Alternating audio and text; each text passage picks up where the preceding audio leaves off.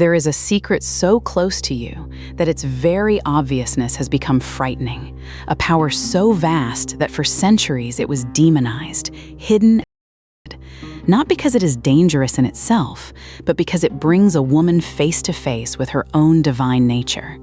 This power carries many names, whether Yin, Shakti, Kundalini, the Great Mother, or the Dark Goddess. And there is one particular path that only the chosen ones walked, a path hidden in the deepest corridors of the spiritual traditions called Feminine Alchemy. From the temples of Isis to the tantric sanctuaries, from the priestesses of Avalon to the Taoist adepts, an invisible thread connects the mistresses and their pupils in an ancient art, the art of turning cyclical nature into a conscious creative might that can attract, materialize, and transform reality itself. Picture that path not as a flat road, but as a staircase that rises through you, gate by gate, from the ground where your body stands up to the light, where every gate you pass changes the meaning of the one below it.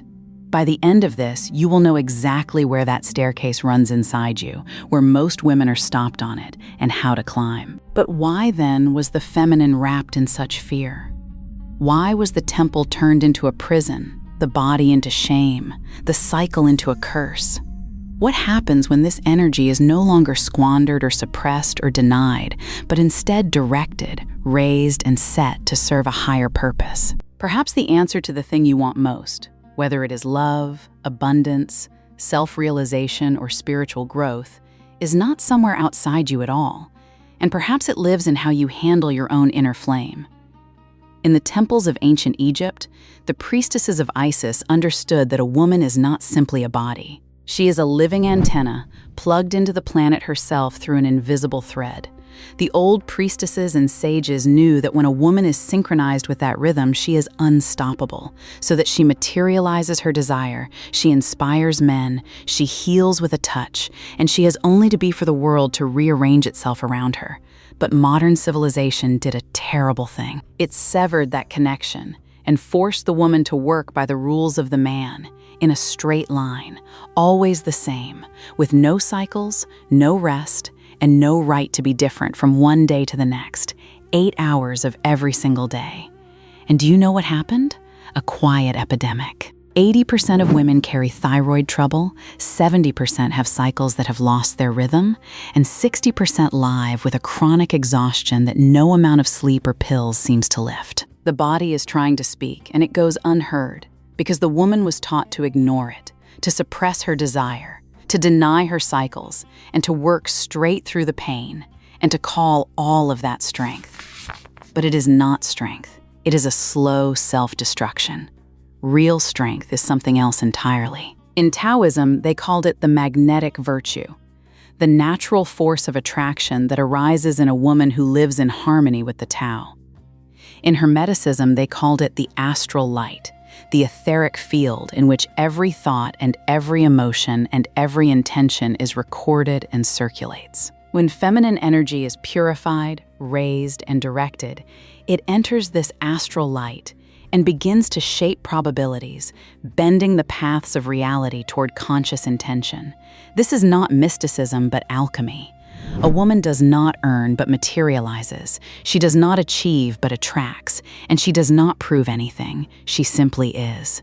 And when she remembers this, everything changes. Transmuted feminine energy becomes an invisible magnetism that radiates outward like a magnetic field and touches everything around it, with no words and no effort. The body becomes a living magnet, vibrating at finer frequencies. It is like a stone dropped into a lake whose rings spread out, touch the shores, and return to the center so that everything you send out comes back to you. But in feminine alchemy, you send out more than a mental intention. You send out an intention charged with life force, and that gives the desire its weight and power and magnetism. This invisible magnetism is not a technique for getting what you want. It is a path toward becoming the thing you want, and once you have become it, the response arrives on its own. The outer world is only a mirror of your inner vibration, and transmuted feminine energy is the polishing of that mirror, a shine in which the thing that truly lives at the center of your being reflects more and more clearly. In the end, we do not attract what we ask for, we attract what we are. This kind of magnetism cannot be learned from books, it cannot be faked, and it cannot be bought. It only radiates. And wherever it appears, the world answers, because at its very heart, the whole universe dances around the one who has become the moon, the source of light in the darkness, the one who governs the tides of life. Today, you will learn how to become that moon. Are you ready? Long before there were offices, deadlines, and corporate ladders, people understood the workings of the universe far more deeply than we do today. In ancient Egypt, in the temples of the goddess Isis, the priestesses guarded the knowledge of feminine power. In China, the Taoist masters studied the interplay of Yin and Yang, the two fundamental forces of the cosmos. In India, the yogis understood the system of chakras, the energy centers through which the life force flows. All of these traditions, despite being scattered across the map, were speaking about one thing: that man and woman are not identical beings, but opposite poles of a single system, and that when those poles work according to their nature, magic is born. Here is what is remarkable. Modern science has begun to confirm what the ancient sages knew by intuition. The brain of a man and the brain of a woman work differently. Men have more gray matter, which handles localized processing, one task and one goal along a straight line. Women have more white matter, the connections between the hemispheres, which gives multitasking and intuition and the sensing of the whole picture at once. The hormonal system is built differently too. A man carries a stable level of testosterone, morning and evening, summer and winter, roughly the same, and that gives him constancy, while a woman moves through a 28-day cycle of 4 phases and constant change. This is not a flaw, but adaptivity, the ability to attune to the rhythms of nature. And then there is the energy field. Scientists have found that an electromagnetic field surrounds the human body, and in a woman that field shifts with her cycle, so that at the peak of ovulation it expands and glows, and in menstruation it contracts and draws inward. This is physics. Now picture it. A being created by nature for cyclical change, for fluidity, for connection to the rhythms of the earth, placed inside a system that demands constancy and stability and linear movement and the ignoring of all cycles. It is like asking a river to run in a straight line, because technically you can build a canal, but the river loses its essence and stops being alive. And this is exactly what is happening to the modern woman, not because she is weak or cannot cope, but because she is being forced into a system that was never built for her. So how do you know the connection to nature has been lost? The body gives you the signs, not through diseases, but through sensations. There is a constant tiredness even after sleep, and the body is telling you that it is not recovering because it has been cut off from the source.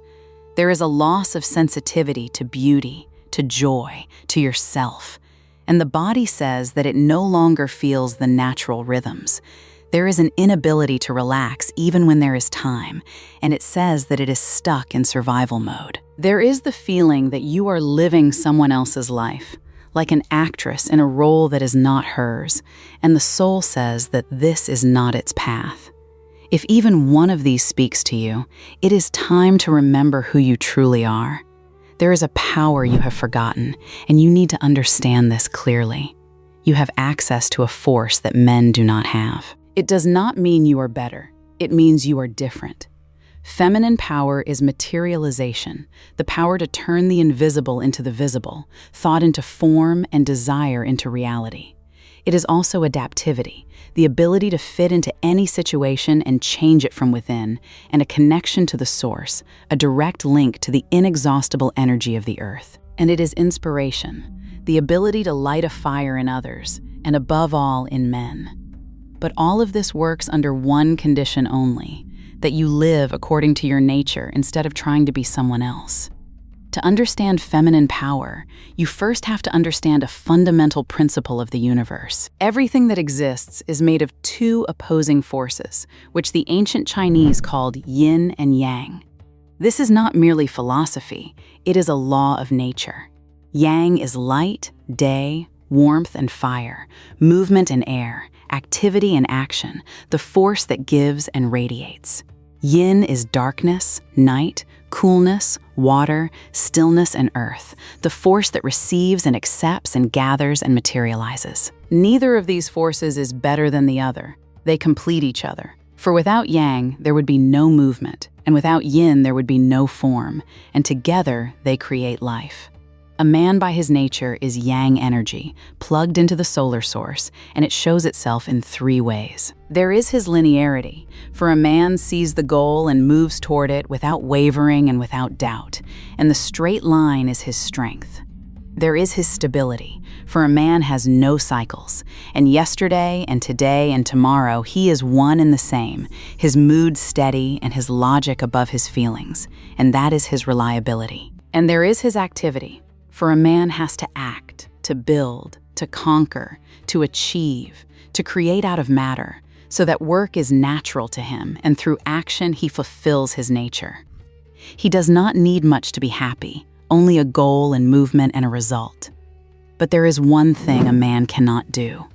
A woman is Yin energy, plugged in not to the sun but to the earth itself, and here is what that means. There is her cyclicity, for a woman has no single state but flows through 4 phases each month, synchronized with the lunar cycle. And just as the moon governs the ebb and the flow of the tides, it governs the cycle of a woman, 28 or 29 days, like a lunar month. Winter is the menstruation and the new moon, the turning inward, the rest and the wisdom, the dark moon and the time of mystery.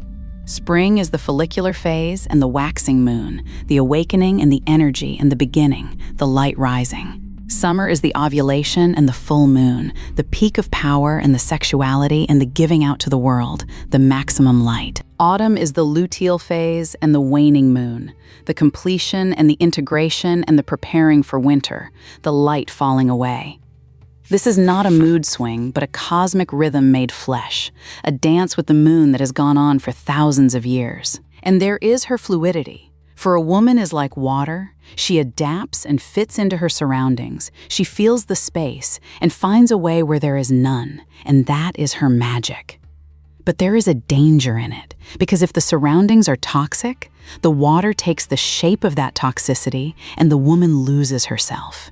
Here is the key difference between a man and a woman. A man can create anything out of matter, a house out of wood and stone, a machine out of metal and glass, an empire out of an idea and a will, and that is his gift. But he cannot create life out of nothing, and a woman can. She takes 2 cells, an egg and a seed, and in the instant of their joining, she creates the cell of a new human being, and then, over 9 months, she materializes out of that single cell a heart that beats, lungs that breathe, a brain that thinks, a soul that feels, a whole person. This is not just biology, it is the magic of materialization. And it does not work only for children, because a woman materializes everything she touches. A house becomes a home and not merely a building. Food becomes nourishment for the soul and not merely calories. An idea becomes an embodied project, and a man becomes a legend. But only when she is plugged into the source. Now imagine what happens when a woman tries to work like a man. She tries to be linear when her nature is cyclical, stable when her power is in fluidity, active around the clock when she needs her phases of rest. It does not work, not because she is weak, but because she is trying to deny her own nature. The inner conflict arises when nature says to slow down and feel and rest, while the head says to run and prove yourself and earn. And in that split, the woman loses access to her power. Here is the truth. Man and woman were created to work together, but each according to their own nature. When the man acts as Yang and the woman acts as Yin, magic happens. The man gives the direction and the woman gives it form. He brings the idea and she brings its embodiment. He provides the force and she provides the meaning. Together they can create anything at all, but only when each one plays their own part instead of trying to be someone else. Now we arrive at the staircase itself, the map that carries us the rest of the way. In ancient India, The yogis discovered what modern science is only beginning to understand. Inside the body, there are energy centers, points where the physical meets the non-physical, which they called chakras, meaning a wheel or a vortex, a system for transforming energy. Picture your body as an antenna, and the chakras as receivers tuned to different frequencies, each one taking in its own kind of energy and answering for its own sphere of life. When a chakra is open, the energy flows freely, and you feel strength in that area of your life.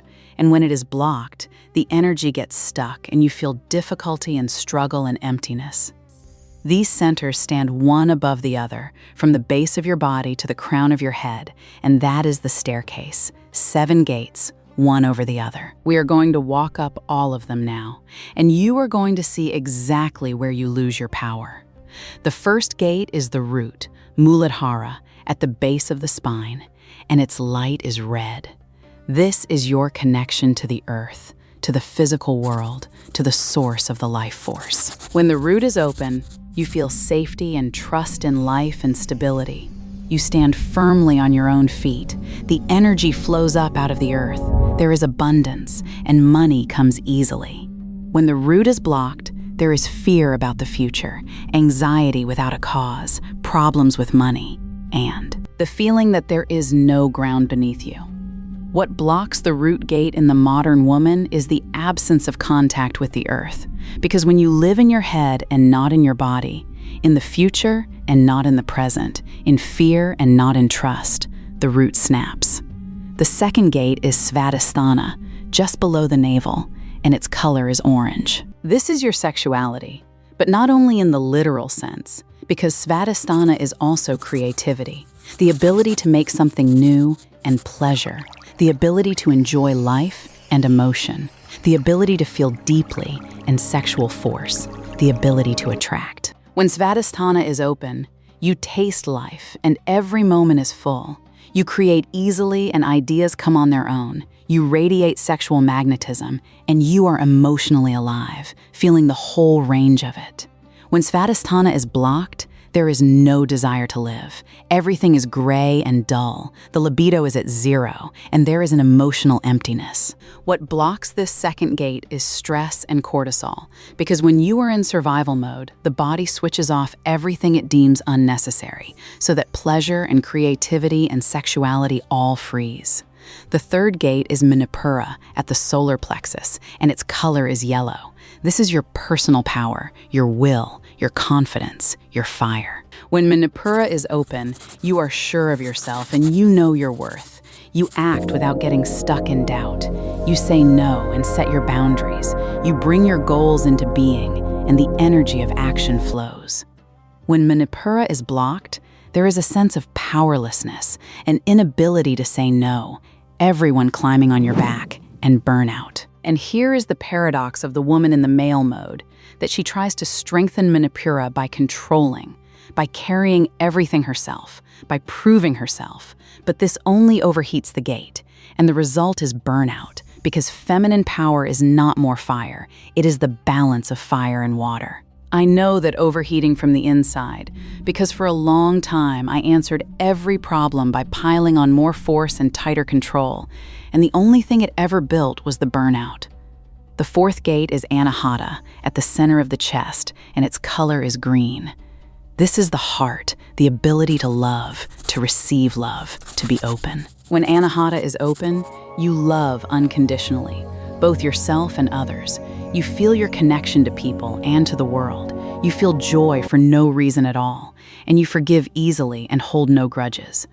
When Anahata is closed, you cannot love, and you feel no connection, only a loneliness in a crowd and grievances that pile up for years. What closes the heart gate is survival mode, because when you are under stress, the heart closes itself in defense. Since love is vulnerability, and in survival mode, vulnerability is dangerous. But without love, there is no life. The fifth gate is Vishuddha, at the base of the throat, and its color is blue. This is your voice, the ability to express yourself, to speak your truth, to be heard. When Vishuddha is open, you speak your truth without fear, and you express yourself creatively and freely. You are heard and people listen, and you say no when you need to.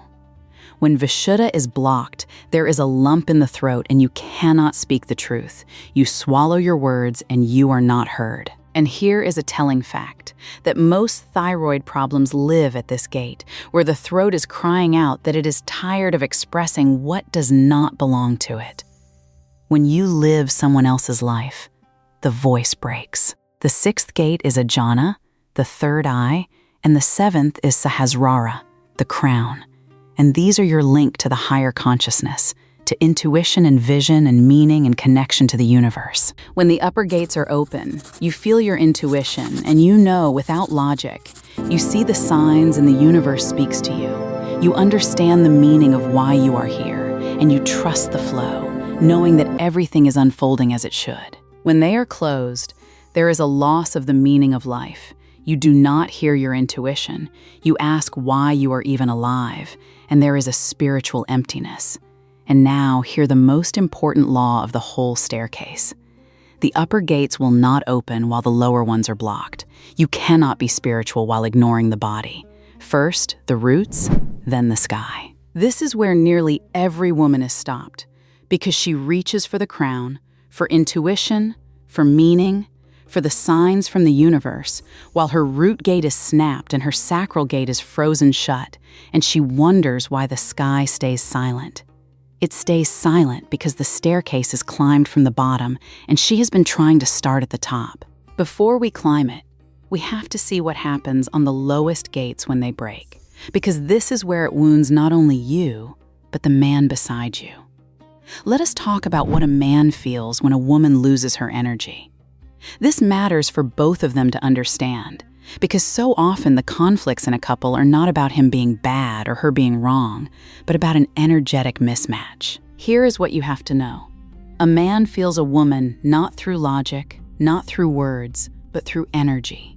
He may not understand why, but he feels it when a woman is in her resource, plugged into the source, and he feels her warmth and relaxation and inspiration and attraction, so that he wants to be near her, to hold her, to protect her, to give her everything, to conquer the world for her. But when a woman is under stress, in cortisol, in the male mode, he feels coldness and tension and pressure and discomfort, and his instinct tells him to step back because it is dangerous here. Not because he is bad, not because he does not love her, but because his nature is yang, to give energy to the one who knows how to receive it. When a woman is in her yin nature, she is like the earth receiving the seed, creating a space into which the man wants to pour his force. But when the woman is herself in the yang mode, giving and acting and controlling, the man loses his place in this energetic dance, because there is nowhere to pour, nothing to protect, no one to build for. Women often ask why he no longer wants closeness, why there is no passion like before, and they begin to think that he has fallen out of love, that there is someone else, that something is wrong with them. But often, that is not it at all. A man is not aroused by appearance. He is aroused by feminine energy, by softness and fluidity and relaxation and mystery and allure. When a woman is under stress, the whole body is tense, the shoulders clamped, the pelvis locked, closed off and drained of life force, and the man does not feel a woman. He sees a function, a mother, a worker, a housekeeper, but not a woman. And his libido simply goes out, which is not his choice, but his instinct. Another common complaint is that I do everything myself and he gives nothing. And here is the paradox. When a woman is in the male mode, she demands and controls and criticizes and cries out that she will manage on her own and does not need him. And the man feels that she does not need him, so he steps back and closes off. When a woman is in her power, she receives without demanding, she trusts without controlling, she values without criticizing, and she says that she knows he can. And the man feels that he can be her hero, so he gives everything.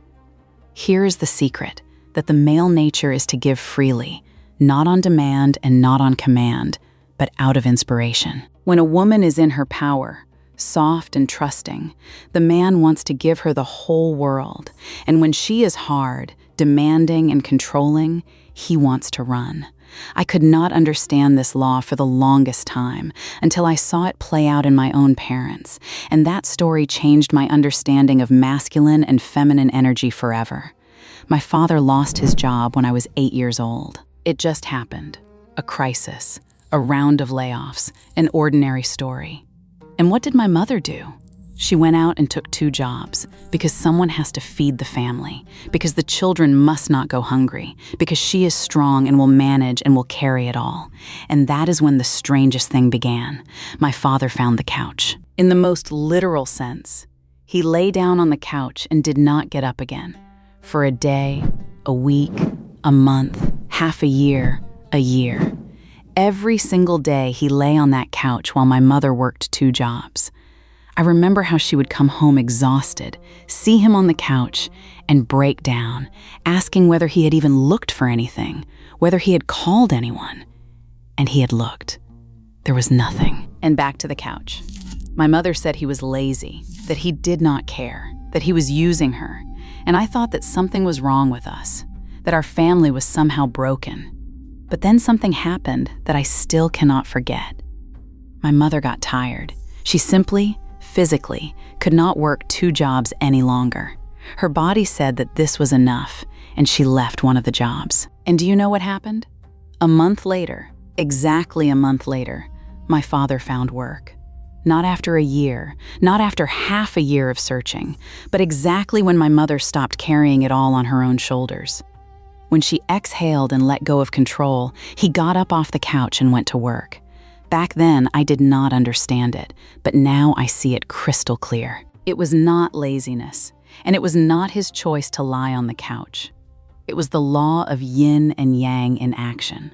When a woman steps into the masculine energy, into yang, when she takes on the role of the provider, the controller, the one who carries it all, the man automatically slides into the feminine energy, into yin. This is not a conscious decision. It is an energetic law, so that if you take his role, he will hand you his. While my mother was in yang, working and earning and controlling and carrying, my father was in yin, passive and inert on the couch. And only when she returned to her nature, letting go and trusting and loosening her grip, did he return to his and stand up and go to provide for the family. This does not mean that a woman should not work or that a man should be the only provider. It means that when a woman lives in a permanent male mode, when she carries and controls and does not trust and does not accept help, the man beside her loses his strength because she drains his energy simply by standing in a role that is not hers. And the most terrible part is that both of them suffer. The woman gets tired, burns out, and grows angry, asking why she does everything herself, while the man feels useless and powerless and lost, asking why he is even here if she does it all herself.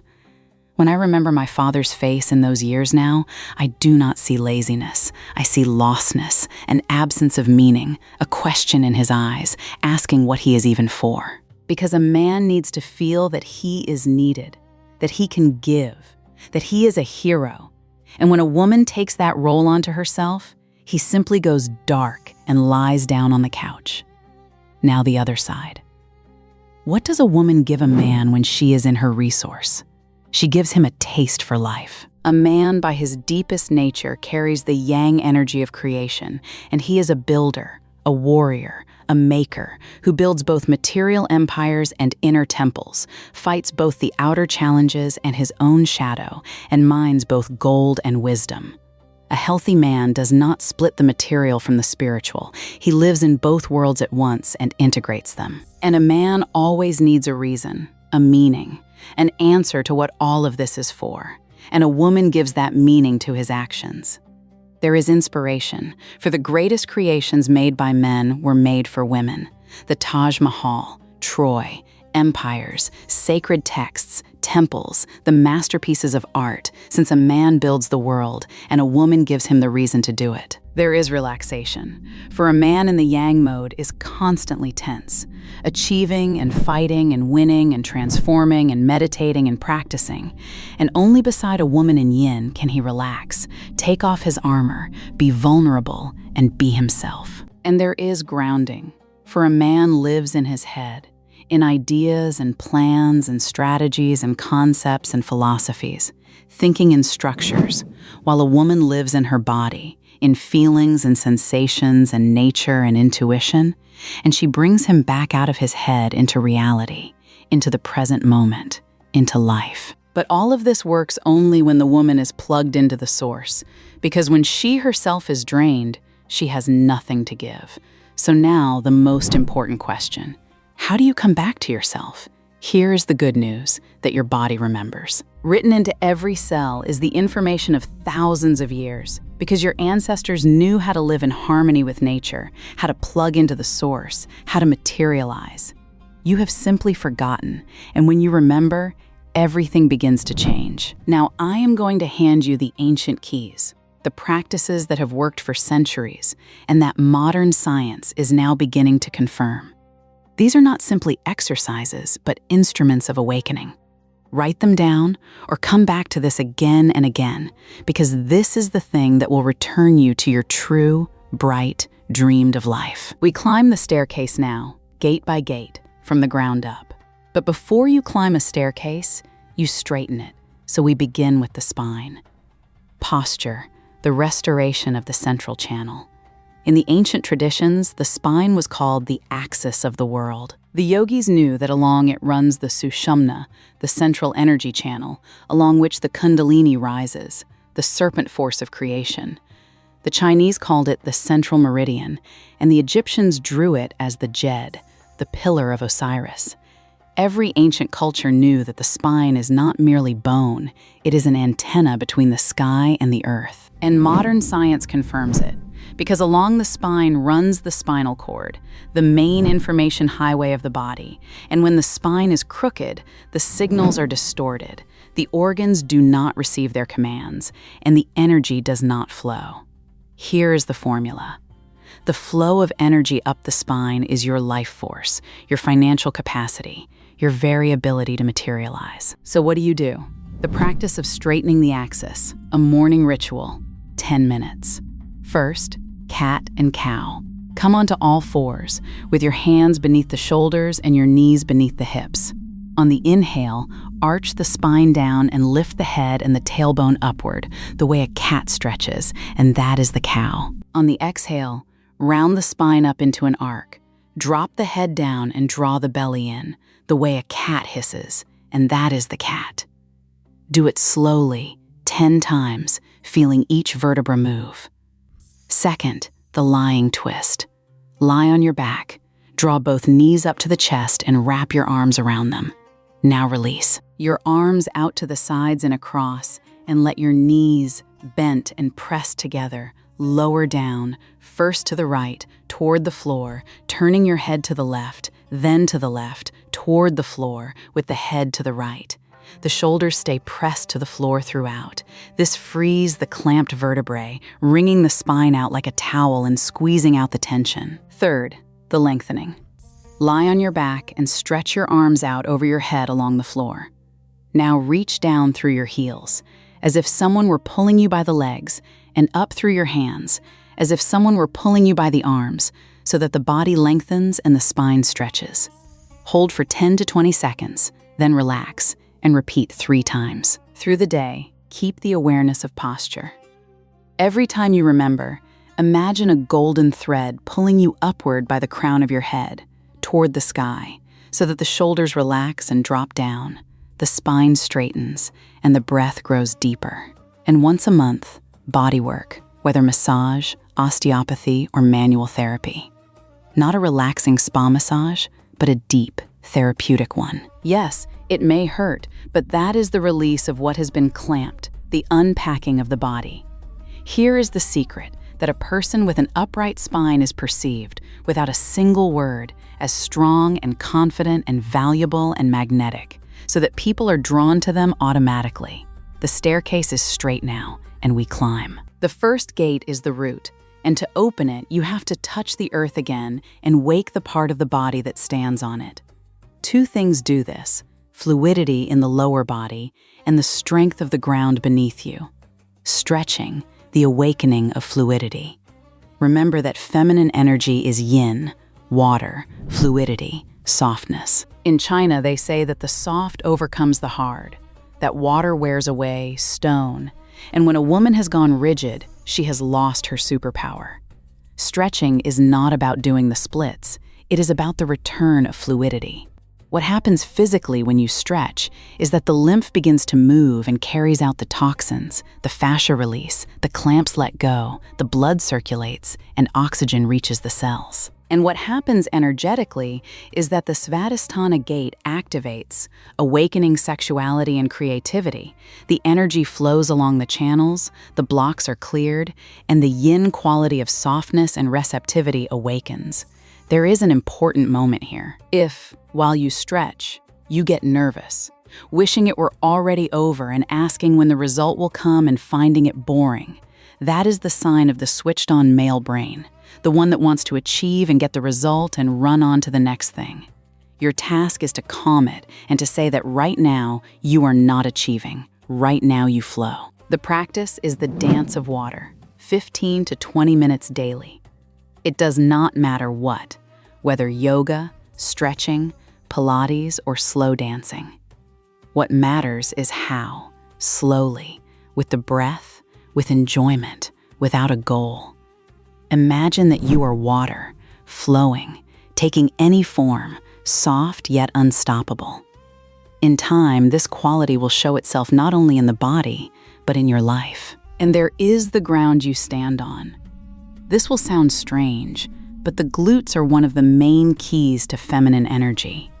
In the ancient cultures, women with developed glutes and hips were seen as the embodiment of the goddess of fertility, because this part of the body is directly connected to the first and second gates, the root and the sacral. Modern science confirms it, since strong glutes influence hormonal balance, posture, the energy of the pelvis, libido, and self-confidence.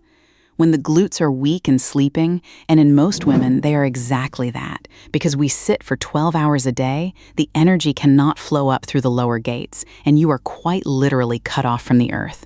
So what do? Activation and strengthening. Squats, 20 to 30 a day. Not necessarily with weight, just slow and deep, with attention on the sensations in the body. The glute bridge, lying on your back with your feet at hip width, lifting the pelvis up and squeezing the glutes 15 to 20 times, feeling how the energy rises up the spine. And walking.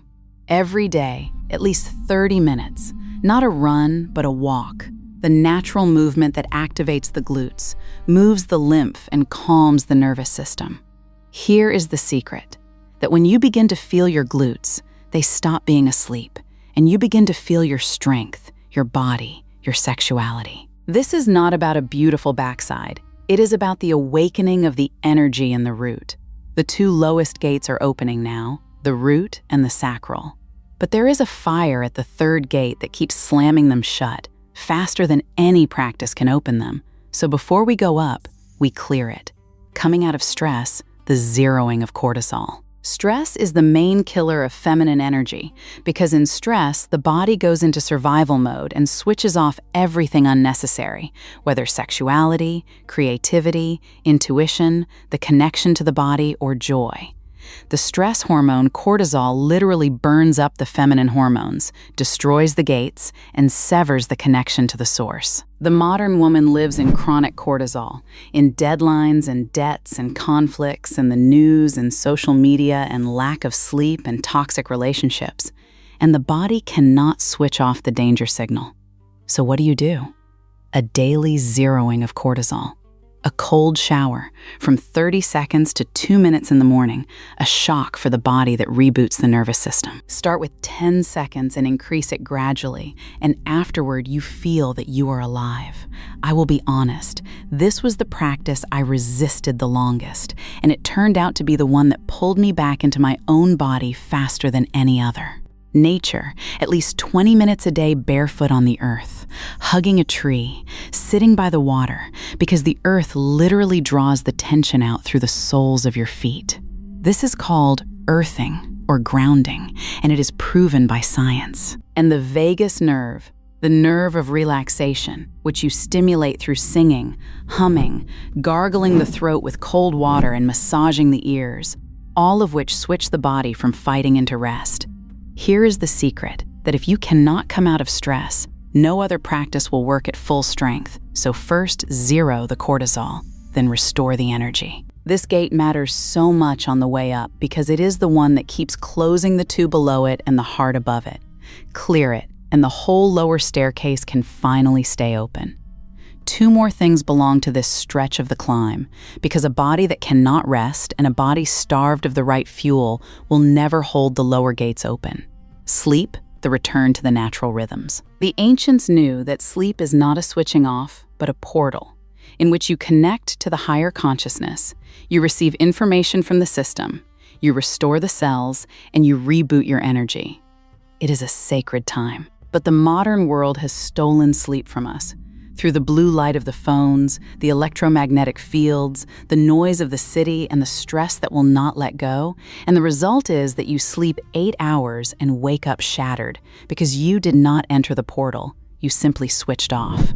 The practice is sacred sleep, and the time is from 10 at night to 6 in the morning. Why exactly 10?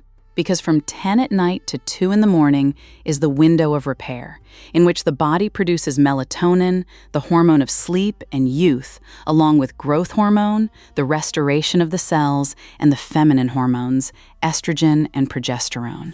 Fall asleep after 2, and the window is missed, and you will not recover no matter how long you sleep. Keep complete darkness, because even a tiny light suppresses melatonin by 50%. So use a sleep mask, blackout curtains, and a cover over every indicator light. Disconnect from technology an hour before sleep, because the blue light of screens tells the brain it is still day and not time to sleep. And instead use dim light, candles, a salt lamp, a paper book, meditation, a bath. And then there is the ritual of entering the portal. A bath with magnesium salt, 15 minutes, because magnesium relaxes the muscles and the nervous system while the salt draws the tension out through the skin. The 4-7-8 breath, inhaling for a count of 4, holding for 7, exhaling for 8, which switches the nervous system from fighting into rest. And gratitude, 3 things from the day, which closes the cycles and frees the brain from the unfinished. Here is the secret, that the quality of your sleep affects everything. Your hormones, your weight, your mood, your decisions, your energy. And this one change alone can transform your life within a month. Nutrition, the fuel for materialization. Food is not simply calories. It is information for the body and energy for materialization. The ancients knew that what you eat, you become.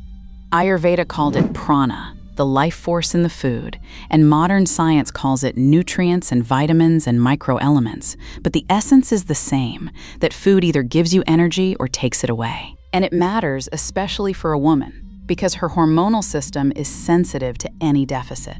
With no fat, the estrogen falls. With no protein, the muscles break down. And with no carbohydrates, there is no energy for the brain. So what do? Nutrition for feminine power. Fats, without fail, from avocado, nuts, oily fish, olive oil, coconut oil, butter, the real kind, and egg yolks, because fats are needed for the feminine hormones, for the brain, for the beauty of the skin and the hair, and the fear of fats has destroyed the health of millions of women, since without fats, the hormones simply are not produced. Protein at every meal, from eggs, fish, meat, legumes, and nuts, because protein is the building material for the cells, and without it, the body breaks down from within. Complex carbohydrates for energy, from quinoa, buckwheat, oats, sweet potato, and brown rice, the fuel for the brain and the body, because low carbohydrate diets kill feminine energy, since the body thinks there is a famine and switches off the reproductive system as unnecessary. Greens and vegetables for the detox, from spinach, cabbage, broccoli, beetroot, carrots, and cucumbers, which carry out the toxins and clean the liver, which balances the hormones. Fermented foods for the microflora, from sauerkraut, kimchi, kombucha, kefir, natural yogurt, miso, and tempeh, which are living bacteria that rebuild the gut, and 70% of the immune system and 90% of the serotonin are produced there, so that when the microflora is in order, the nutrients are absorbed, the neurotransmitters of happiness are produced, inflammation goes down, and immunity grows stronger. The ancient cultures knew this and fermented everything, from vegetables to milk. And this is not simply food. It is medicine for the gut and for the hormonal system. And water, 2 to 3 liters a day. But here you feel it, because the body of an adult is 60% water and the brain is 83%.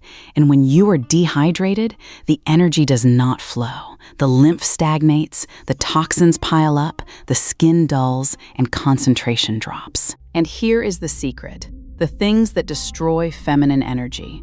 Whether sugar and the insulin spikes and inflammation and candida, or trans fats that block the hormones, or alcohol that destroys the liver and the hormonal balance, or excess caffeine that raises cortisol and drains the adrenals. Now we reach the middle of the staircase, the heart gate, the one the modern woman has walled off most completely. Contact with the body, the return home. Here is what happens to most women. They live in their heads, completely cut off from the body, not feeling their own sensations, not hearing the signals, not knowing what is happening inside. They eat without tasting the food. They walk without feeling the earth beneath their feet. They sleep without feeling their breath. They live without feeling life. For years, I lived exactly there, up in my head, and I did not even know that the body I was ignoring was the very thing I had been searching for. But feminine power lives precisely in the body and not in the head. And when you do not feel the body, you do not feel yourself, your intuition, your desires, your power. The head can lie, but the body never can, for it knows the truth, it remembers, it feels. And when you come back into contact with the body, you come home. These are not simply pleasant practices. This is the key to restoring the connection with yourself, and without it, nothing else will work at full strength. So what do? The practices of returning to the body. First, the body scan, 5 to 10 minutes in the morning or before sleep. Lie down or sit comfortably and close your eyes. Then slowly move your attention through the whole body, from the crown of the head to the heels. Simply notice the sensations without judgment and without any wish to change something. Just observe, whether warmth or cold, tension or relaxation, heaviness or lightness, a pulsing, a tingling, or nothing. This brings you back out of the head into the body, out of thoughts into sensations, out of the future into the present. Second, dance with no mirrors for yourself, 10 to 20 minutes. Put on music and move the way the body wants to, with no rules and no right and wrong, no goal to look beautiful or to lose weight, just letting the body move as it wants. Maybe slowly, maybe sharply, maybe strangely, it does not matter. This restores the connection with the body through pleasure, through spontaneity, through freedom. Third, self-massage with oil, every evening before sleep, 10 to 15 minutes. Take warm oil, whether coconut, almond, or sesame, and slowly massage the whole body, the arms, the legs, the belly, the chest, the neck, the face. Do not hurry, and do it with love, as if you were touching the body of someone you love. This ancient Ayurvedic practice is called abhyanga, and it calms the nervous system, nourishes the skin, and returns the love for yourself, because you are quite literally telling your body that you value it, that you love it, that you care for it. Fourth, embraces and touch every day. An embrace of at least 20 seconds, not a quick hello and goodbye, but a real, long, warm embrace, because it releases oxytocin, the hormone of love and trust, which lowers cortisol and opens the heart. Embrace those close to you, the children, the partner, the friends, and if there is no one near, embrace yourself. Yes, truly. Wrap your arms around yourself, press yourself to your own chest, and say that you love yourself, because it works. And hold hands, stroke the hair, massage each other's feet, since all of this returns you into the body through touch. Here is the secret, that the more you feel your body, the more you feel life, the stronger your intuition, the deeper the connection to the source. The body is not a piece of meat that carries a head around. It is a temple through which the soul speaks. The heart gate is opening now, and notice what it did to the gates below it. The root gave you ground, and the sacral gave you flow, and only on that ground, in that flow, could the heart finally risk being open, because a body in survival never dares to. But there is one force that undoes all of this faster than anything, that snaps the lower gates shut the very moment you open them. Now let us talk about what destroys a woman the fastest of all, working in the male format. Here is the problem. The modern woman works like a man, 8 hours a day, 5 days a week, the same, stable, linear, ignoring the cycles, ignoring the body, ignoring nature, and it kills her from within because a woman was not built for that format, she was built for something else. Work, in the modern sense, is when you sell your time and your energy for money. When you do what you are told by the boss, the client, the system, when you fit yourself into someone else's rules and schedules. For a man, this is natural, because his nature is to act and to achieve and to earn through effort. But for a woman, it is unnatural, because her nature is to materialize through connection to the source, not to earn through effort. When a woman works like a man, she loses access to her power. She goes into survival mode, into cortisol and stress and tension, and she disconnects from the source, with no time to feel and no time to restore herself, living a life that is not hers, doing what she must and not what she wants. And the longer she lives like this, the more she loses herself. Here is what has to be understood. A woman should not work in the masculine sense. A woman should devote herself to mastery. Mastery is when you do the thing you love, out of overflow, out of inspiration, not because you have to, but because you cannot not do it. It can be anything at all, whether art, drawing, music, dance, healing, massage, herbs, energy work, teaching, coaching, mentoring, the passing on of knowledge, creativity, writing, design, the making of beauty, cooking, being a cook or a pastry chef, the making of food with love, working with nature, gardening, floristry, or the tending of plants. It can even be your ordinary job, the one you go to, but which brings you joy. Here is the difference between work and mastery. Work you do because you have to. It takes your energy. You wait for the end of the working day, and you do it for the money. Mastery you do because you love it. It gives you energy. Time flies by unnoticed, and you do it for the world, so that the money comes only as a consequence. How do you know that it is your mastery? You could do it without the money, and if tomorrow you needed no money at all, you would still be doing this, because it is a part of you, and after it, you feel fullness and inspiration and aliveness and a wish to keep going. You do it for the world, not for yourself and not for the money, but to give. The artist paints because the world needs beauty. The teacher teaches because knowledge must be passed on. The cook cooks because food is love. And here is the magic, that when you do it out of overflow, the world returns it to you 100-fold. A woman should not earn. A woman should create. And when a woman is in her mastery, in the flow, in the connection to the source, the money comes automatically, not because she worked for it, but because the universe supports the one who serves. A man earns and a woman materializes, and these are different processes. How do you find your mastery? Ask yourself what you would be doing if money were not a problem. Listen. Do not analyze. Just listen.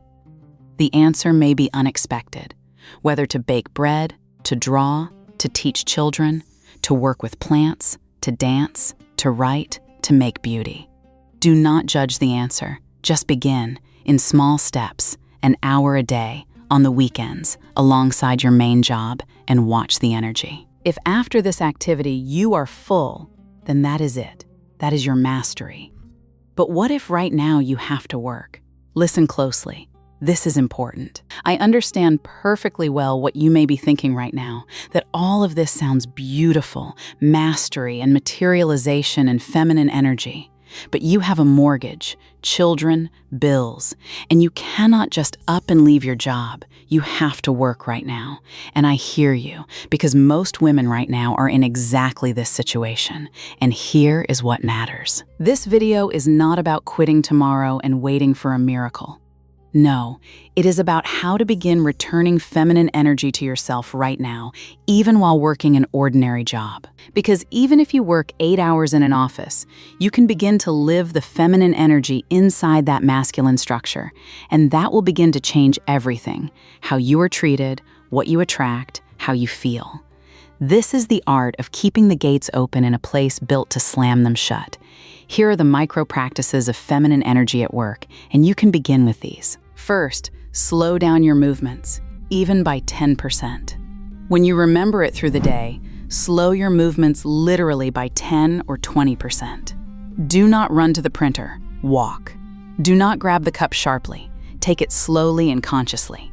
Do not hammer the keyboard like a machine gun, but type a little more slowly, feeling each movement of the fingers. It seems like a small thing, but it switches you from the male mode of fast and sharp and efficient into the female mode of smooth and flowing and aware. The body remembers, and within a week of these micro-slowings, you will notice that you have grown calmer and more centered. Second, ask men for help, even when you can do it yourself.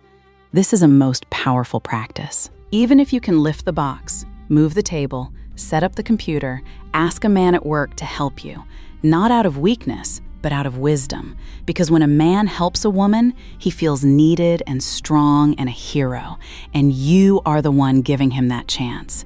And it opens up your own ability to receive, to trust, to let go of control. At first, there will be an inner resistance, telling you that you can do it yourself.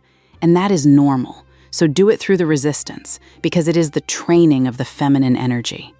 This one cost me more than any of the others, because asking for help felt like admitting I was weak, until I saw that letting a man carry the box was a gift I was handing him and not a defeat I was taking on. Third, enter like a queen. Every time you walk into the office, the meeting room, the coffee shop, it does not matter.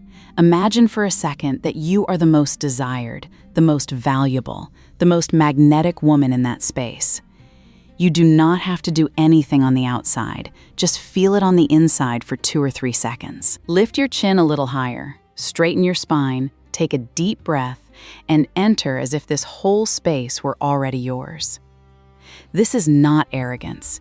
It is the remembering of your own worth, and people feel it energetically, so that you will notice them beginning to treat you differently, with more respect and more attention. Fourth, take micro pauses every 45 to 60 minutes. Do not sit for 4 hours straight, buried in the monitor, but every 45 to 60 minutes stand up, stretch, step out to breathe, drink some water, close your eyes for a minute. This pulls you out of the machine mode and returns you to the body, and even 2 minutes of a pause zero out the accumulated stress.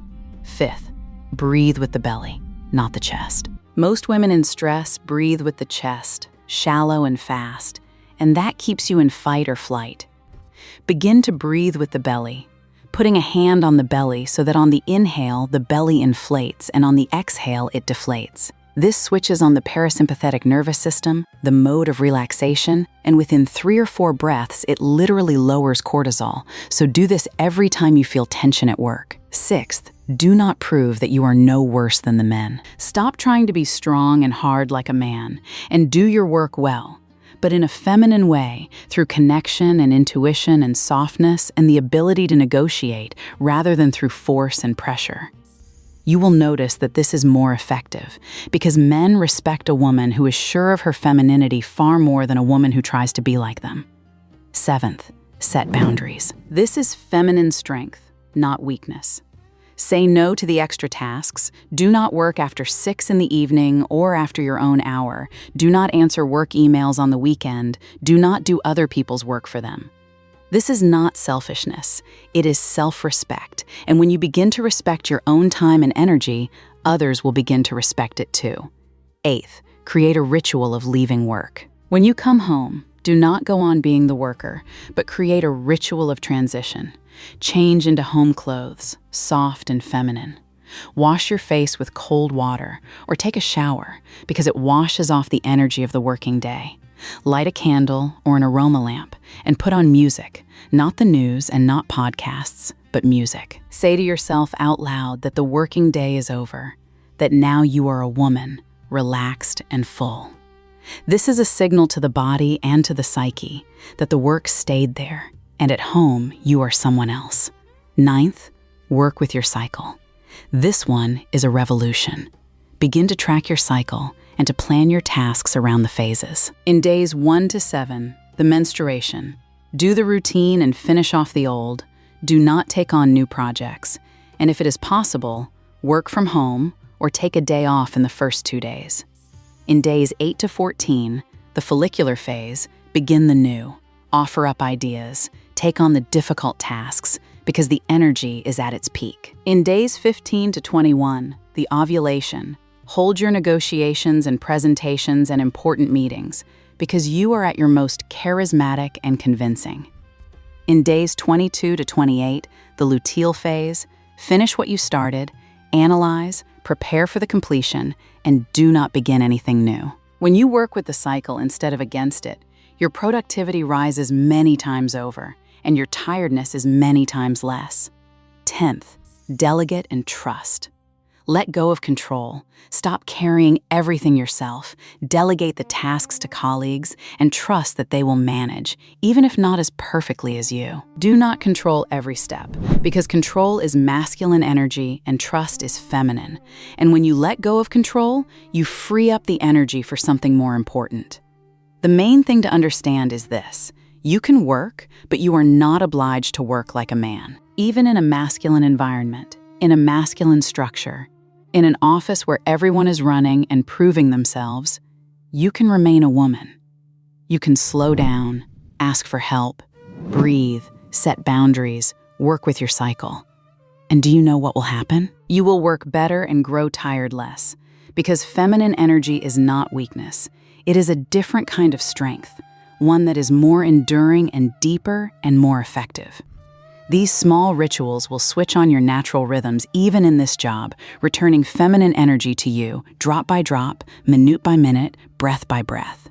And here's what matters, that men feel it energetically. They do not understand what has changed, but they feel it. That there is something different about her, that she glows, that she is magnetic, that they want to be near her and help her and give to her. And very soon, maybe within a month, maybe within half a year, your life will begin to change. Perhaps into your life will come the man who wants to achieve for you, to build, to provide, and you will finally be able to relax and exhale and feel yourself a real woman, one who is protected and cared for. Or your own man, if you already have one, feeling your new energy, the softness and the trust and the fluidity will begin to treat you completely differently, with more attention and desire and generosity, because he will finally feel that he can be your hero rather than your rival. Or at work, they will treat you with more respect, and new opportunities will appear, a promotion, an interesting project, because a woman in her power attracts opportunities rather than repelling them. Or the path to a mastery you never even dreamed of will open through an unexpected offer, a chance meeting, an insight in the soul, and you will understand that this is it. This is yours. Because when you return to your energy, the universe begins to work with you and not against you. So that doors which were closed for years suddenly open, the people you were waiting for appear, and the money that was lacking begins to come. But all of this begins only when you begin, with something small, one practice a day, one slowing, one request for help, one deep breath. There is no perfect moment waiting somewhere ahead, so let it begin today, gently, from wherever you are. A woman is a conductor of nature, and she is nature herself. She is the moon that governs the tides, the earth that gives birth to life, the water that flows on unstoppable, and the darkness out of which everything is born. When a woman remembers this, she can do anything, so that she can materialize a desire out of the air, inspire men to great deeds, heal with a single touch, create life in both the literal and the figurative sense, and radiate a light that everyone is drawn toward. Every woman can be happy in herself by her very nature, in harmony, with no outer conditions, simply because she exists. This is your baseline state, and you have simply forgotten it. But now you know that your body is the conductor to the source of energy. So stop playing someone else's game, take back your power, become yourself, and remember who you are. You are a part of the planet, and the planet is a part of you. Remember that the universe speaks to you through your body, so listen, trust, and come home. And now the most important thing of all. Do you know what I understood while making this video? That the most powerful transformation happens, not when you simply listen, but when you begin to speak, when you draw out of your own depths, your own story, your experience, your pain, your power. Because for as long as your story sits inside you, unspoken, it stays a fog, unclear and unformed and not understood. But when you begin to tell it out loud, in words, here and now, something magical happens. You see it from the outside, you understand the connections you did not notice before, and you become aware of the patterns that governed your life for years. And that awareness is already half of the healing. So I ask you not simply to watch this video and close the tab, but to stop for a minute and honestly, with no filters, with no worry about what someone might think, to share what spoke to you. Here's what I want to hear from you. Did you recognize yourself in this video? At what moment did you feel that this is about me? Tell me which thing struck you the most, because when you name it, you already begin to see it, which means you can change it. What is your story? Every one of us has a moment when we lost the connection with ourselves, when we began to play by someone else's rules, when we chose the have to over the want to, when we closed the heart to survive. Tell your story. The moment when you understood that something was wrong, that you were living a life that was not yours. What are you feeling right now? Anger that so many years were wasted. Relief that at last it all makes sense. Fear that it will not work out. Hope that it can be different. Whatever you feel, it matters. It is precious. It is yours. And when you speak it aloud, the energy begins to move. Where will you begin? Out of all the practices I have given you, which one spoke to you the most? Write down one thing, the smallest, the most concrete, the one you will begin with today. And here is why this is so important, why I am asking you to write. First, when you write, you structure your thoughts so that they stop being a chaotic cloud and turn into a clear picture. And you see where you are now, where you want to arrive, what is in the way, what will help. Second, when you share your story, you help other women because they read it and think that this is about them too. And they understand that they are not alone, that it is not their personal failure but a systemic problem, one that has a way out. Third, when we create here, in these comments, a space of honesty and vulnerability and support, we create an energetic field in which miracles are possible, where one woman tells her story and another finds in it the answer to her own question. And a third gains the strength to take the first step, and so on, around and around, up the spiral, lifting one another. So here is my invitation to you. If something in this spoke to you, share it in a few honest words, while it is still fresh, while you can still feel what is yours and where you might begin. It does not need to be polished. There are no foolish stories here, only honest ones, and an honest word is always worth writing. Even a few sentences are enough, whether it is that this gave you a lot to think about, or simply that something in you moved and you cannot yet name it. Any word of yours matters, because it is yours, real and alive. And remember that every time you speak your truth, even in a comment under a video, you open the fifth gate, Vishuddha, the throat gate, the voice of truth. You are quite literally clearing the channel through which your soul speaks to the world. And when that channel is open, the magic begins. This is the last gate of the staircase, the one you climbed toward this whole time, and you are opening it right now with a single honest word. I am waiting for your story. I am truly waiting. And I promise that I will read every comment, because for me, this is not simply content and engagement with an audience. It is a living connection between women who are remembering who they are. Onward, I am here with you.